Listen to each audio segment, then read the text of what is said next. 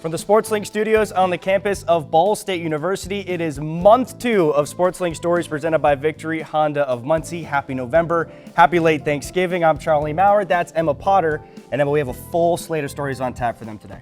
Exactly right, Carleigh. This month, our producers took a deep dive into this past semester, focusing on women's sports and what they were able to accomplish this semester. We're going to take a quick break and hear from our sponsor, Victory Honda of Muncie. When we come back, we'll have our first story of SportsLink Stories presented by Victory Honda of Muncie. To catch the best stories in Ball State sports every month, tune in to the award-winning show, SportsLink Stories presented by Victory Honda of Muncie. Victory Honda of Muncie is proud to support the creative storytellers of Ball State SportsLink. Our first story for the month of November, SportsLink's own Jordan Klimes takes you into the mind of a collegiate golfer and also the meticulous and preparation that goes into every single shot. This is a look into the Ball State women's golf team. Yeah, so on the range, I always go in with a plan. So I'm kind of just looking at the yardages. Those shots can get kind of cute because there's a lot of factors that go into it. Kind of like that.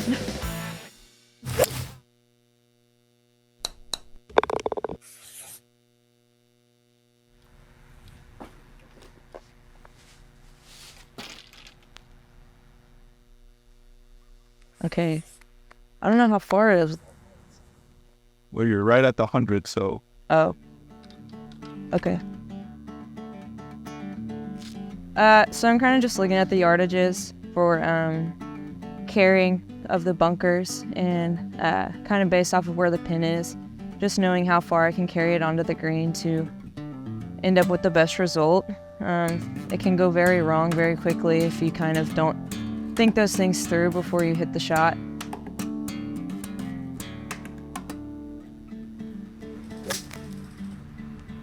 It was great.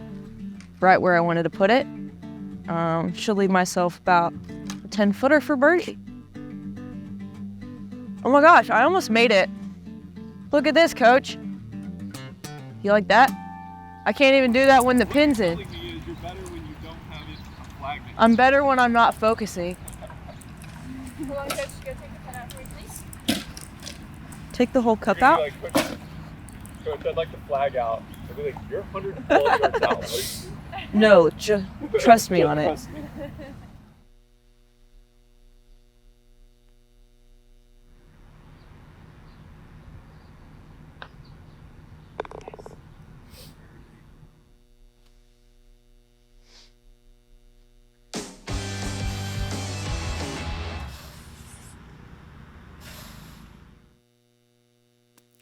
A bunker shot is very different from one in the fairway or the rough.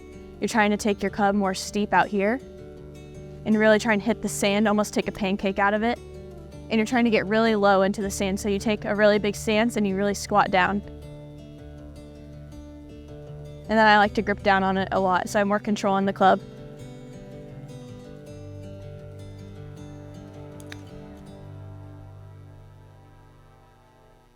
Kind of like that.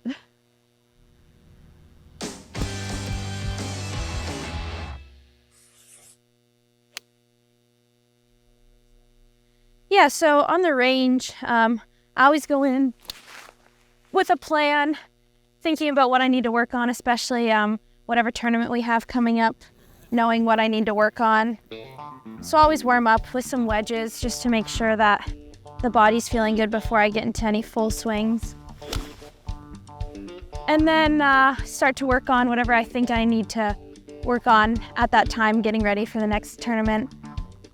So whether it be shot shaping or longer irons if we're playing a longer course, just getting myself prepared in any way that I can with my irons. Then I'll always work up to the driver, which would be my favorite part of a range session. Not only for some good practice, but it also just gets the speed up, can get some anger out, and just kind of not worry about anything else other than swinging hard. Practice is everything. I mean, you could say practice makes perfect, but that doesn't really count in golf. But if you don't practice with golf, you'll never go anywhere because, I mean, it's all about like muscle memory, and the more you practice, the better muscle memory you get. And then when you're on the course playing in a tournament, you just got to rely on that muscle memory, and the only way you do that is by practicing.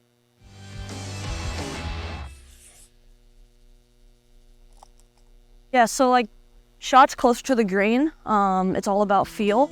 And I think it's most important definitely to like test the turf before you hit your shot. You know, obviously picking out a spot on the green where you want to land it.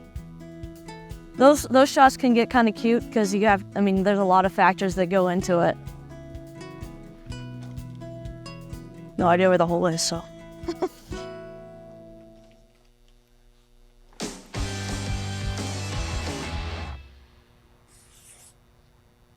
A lot of golfers have started to attribute their success to working with mental performance coaches so that they can be at their best, not only physically, but mentally. And golf is such a mental sport that it really is important to be working on that as much as you're working on your physical game.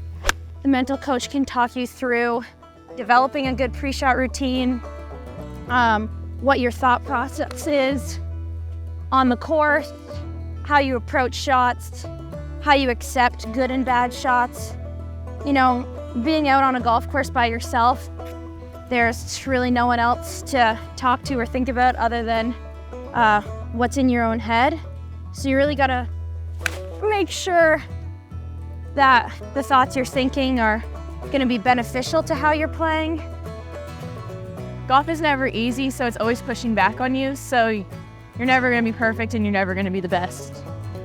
I love the sport because it constantly challenges you. Even if you feel like you do great, you can still always do better. There's always room for improvement. And as much as you'd like to be perfect at something, there's no way you can be perfect at golf, which is kind of nice in some ways. I love the game of golf because it's nice to kind of come out here in settings like this and just kind of relax and just be by yourself for a while. I think it's really good for people to get outside. And with golf, it's really easy to do that while also kind of competing with yourself. It's a very individual sport. Obviously there is teams, but you're kind of doing everything for yourself. My biased opinion, it's the hardest game you ever play. Just because, like, you know, you could hit a shot and it ends up in a divot and there's nothing that you could do about it. It's just that, you know, you have one little thing off on your swing and it makes all the difference in the world.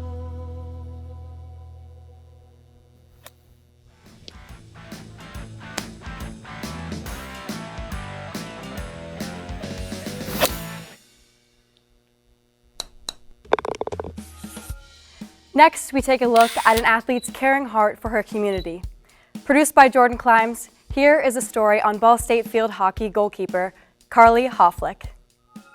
I didn't know how powerful that giving could be. I'm Carleigh Hofelich. I'm a goalie. As a kid, I wanted to try everything like athletically. I played volleyball, I did track, I did flag football, lacrosse, gymnastics, and ballet. I did 7 years of classical ballet. I was never not up to going outside and playing and running around. An 11-year-old girl collected more than 340 pairs of shoes this past summer. It was like around my birthday and my parents were like asking me what I wanted for my birthday, and I was like, I don't know, like what do other people need? And I would repeat that phrase all the time to my parents, and they're like, okay, like maybe we should take this serious, like maybe we should help her, like figure out a way to help other people.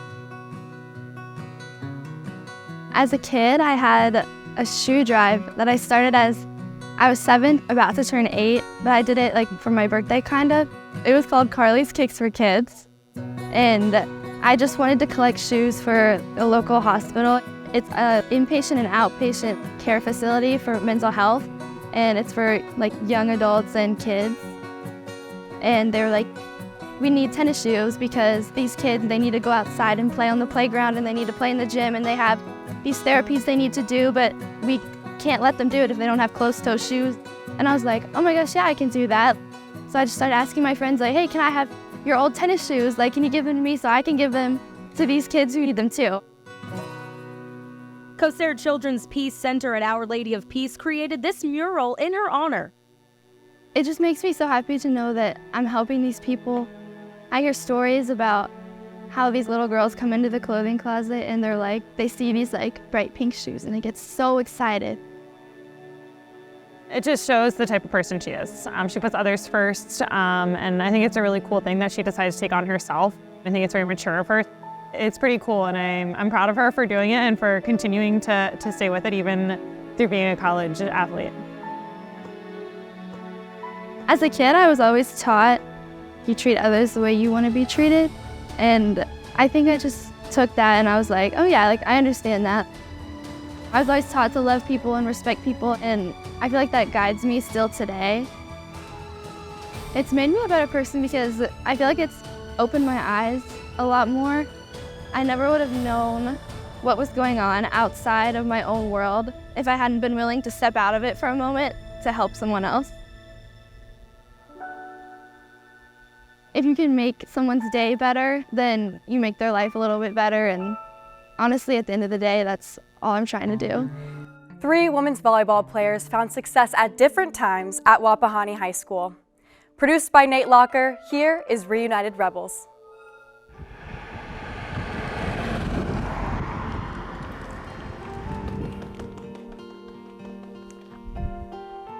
So it's almost kind of like a everybody knows everything type of deal.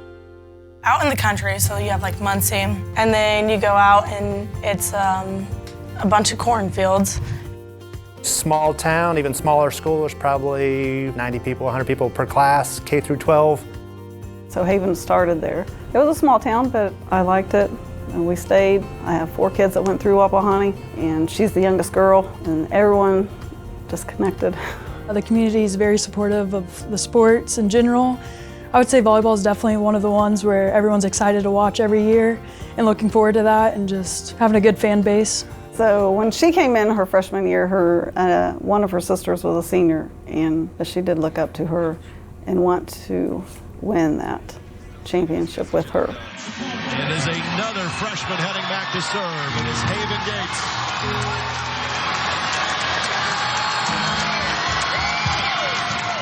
Off the tip and into the record books for Wapahani. So winning state, it's kind of just, it's unreal, honestly. So I was a freshman and she was a senior.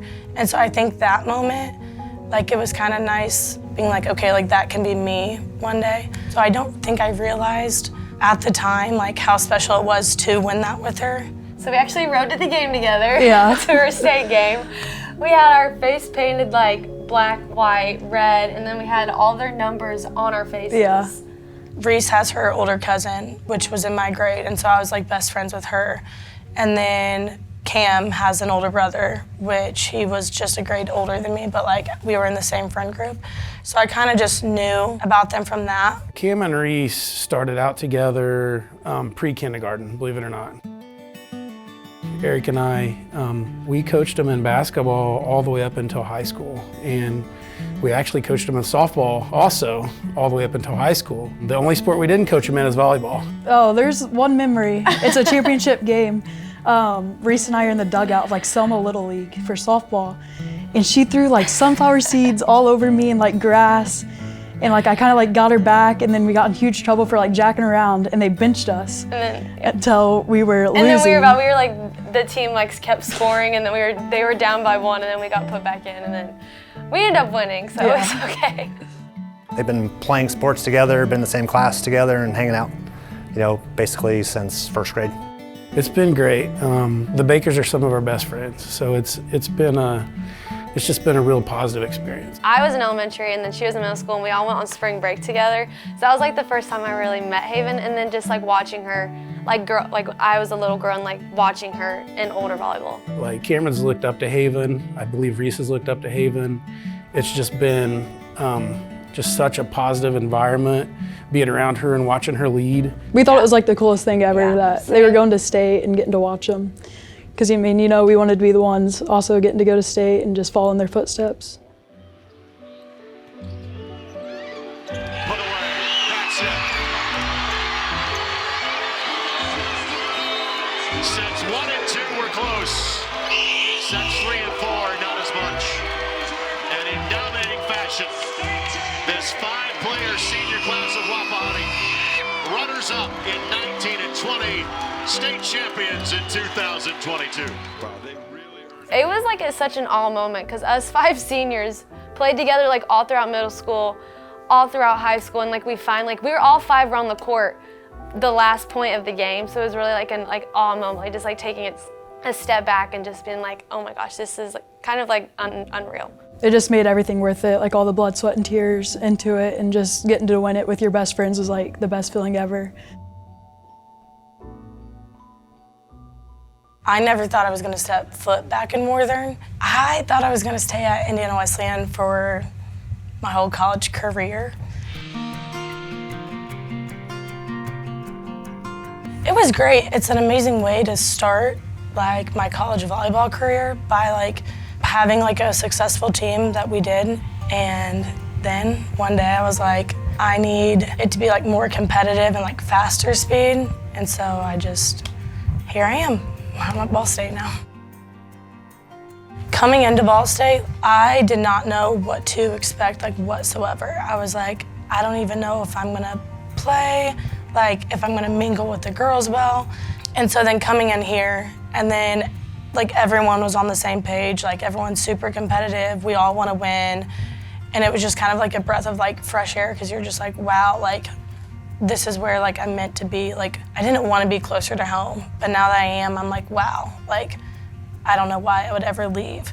It's one thing to make it to a Division I team. It's another thing to make it to a team that wins, you know, the conference, the MAC conference, wins the MAC championship, gets to play in the NCAA tournament. And, you know, I just can't say enough things about the way that she's led our younger players and taught them how to do things right. I thought it was awesome that she's come to Ball State and just showing her that like how we'd good still she come is. watch her too, like when she'd be out there playing our junior and senior, like Yeah. she's playing, and we're like, this girl went to Wapahani, like we can like follow in her footsteps. I knew Reese was committed, and I was going on a visit. She texted us, we were actually, we were at like an orchard or something, and she texted us, and she's like, hey, I come into Ball State. I was like, oh, yeah, no way. We grew up like with each other, so it was like nice to like have that like back I mean, support, like we've always been playing a sport together, so I Yeah. feel like it would be weird not to be teammates with Reese Yeah. going into college. So we're just excited that we are. Since I've been able like to play with them in college and like be around them more, it's definitely like gotten way closer, and like now I'm like hanging out with them like almost every day, or like we're always doing stuff, or I can call them whenever. Haven's a very good leader. She loves to lead by example, so I feel like that's something that like I like interpret from her, is just like how she plays and like how she carries herself on the court. I like how like hardcore she is. I feel like she's a fighter, like not gonna give up. She's very serious, and she'll tell you what's up, and I like that. I just like want what's best for them. I'm just trying to give them everything I can, trying to lead them to be like the best freaking volleyball players they can be. And then like, and off the court too, like the transition between like high school and college. I just want them to succeed when I'm gone. It makes me proud because they're freshmen, so they're young and they need a role model, and I'm glad she stepped up to be that role model that they need. I couldn't count as many games as I went to watch in Worthen and just wanting to be out on the court. A word to describe it would just be proud, I guess. Proud of where like we came from and what's like happened and what we've accomplished. And like I'm still playing in this gym, like where I played like my last high school game, like where my last like significant moment was with my high school team. It's definitely another full circle moment. I think it was really cool to end where we're starting. You know, we're starting a new chapter. It's also really cool to get to share that with Reese. We've all won state championships in this gym. We all, like all 3 of us, were able to do like the exact same things. And now like we get to do it here, like playing with each other this time. And so I think it's just cool to see that we came from such a small school that you wouldn't expect us to like go D1 or go play after high school, but we did. For our final story of the show, we'll keep your attention to the Ball State women's volleyball court. Local SWAT leader by day and volunteer coach by night. This is the story of Brad Kline, produced by Dalton Cox.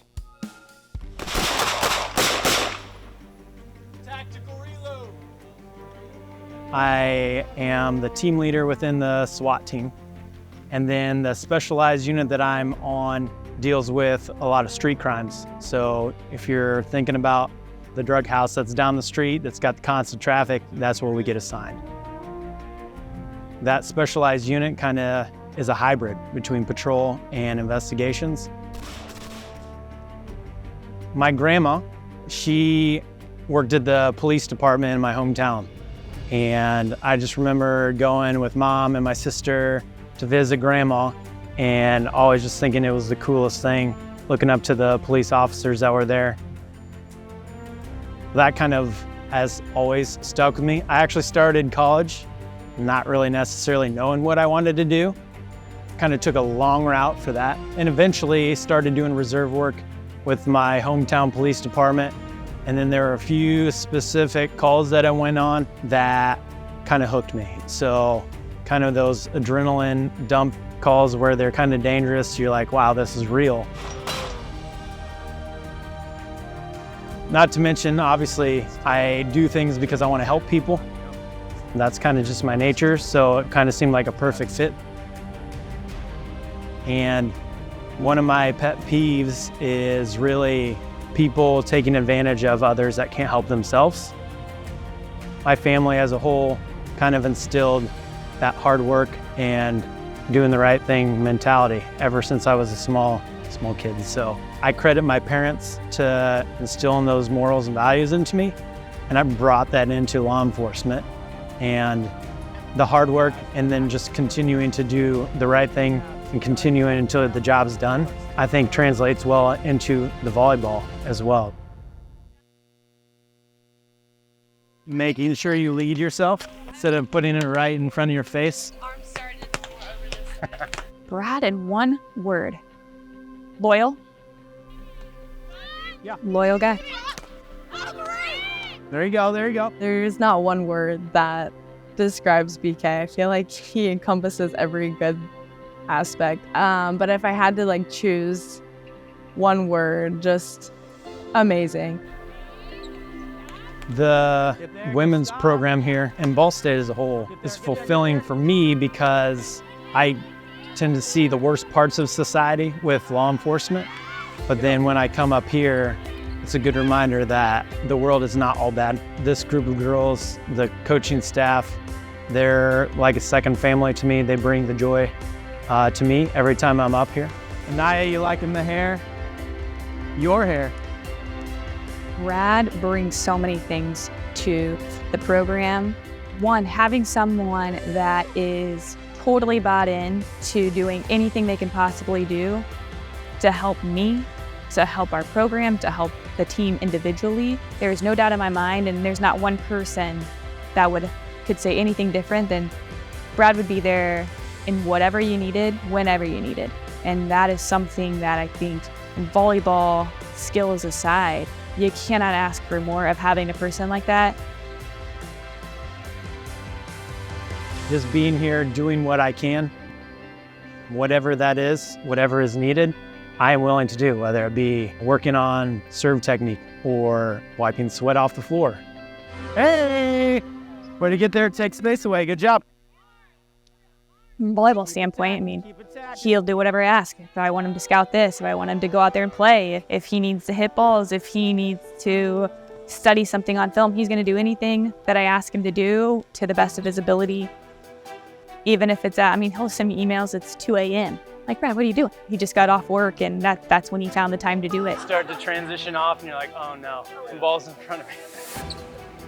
Brad shows up every single day to all of our practices after he's worked a full-time job. It's incredible.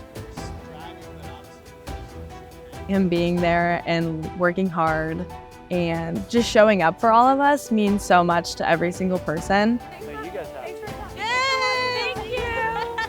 I love every single one of them, and I would do anything for them. That in itself is something special to me. His hard work and dedication is so heartfelt. He's just a great person and a great friend. I'm a big believer in balance in life. Work can get to be, it can put you in a dark place if you're not careful just by the nature of the things that you do see in law enforcement. This is the bright spot in life. I hope that I bring a little bit of positivity and something for the program as well. I like to think that I do, if they keep asking me to come back, so I must be doing something right. We're all on the same page with that. And then The hard work and then just continuing to do the right thing and continuing until the job's done, I think translates well into the volleyball as well. So making sure that you're in there, you're getting the hard work in there, you're putting the time in, whether it be film, working with the girls on certain techniques, doing whatever it is that needs to be done, so that ultimately you're wanting to win. Not only on the volleyball court, but you got to win against the evil or the bad guys that are in the community as well, that you're supposed to be protecting citizens from as well. And that'll do it for our coverage of month 2 of SportsLink Stories presented by Victory Honda of Muncie. Thank you so much to the producers who created these stories today. For more content like what you saw today, be sure to follow our social media at BSU SportsLink. And a big thank you to Tristan, Fluhr, Tyler Klimes back in the studio, our entire crew. So for Emma Potter, I'm Charlie Maurer. We'll see you in December for another SportsLink Stories.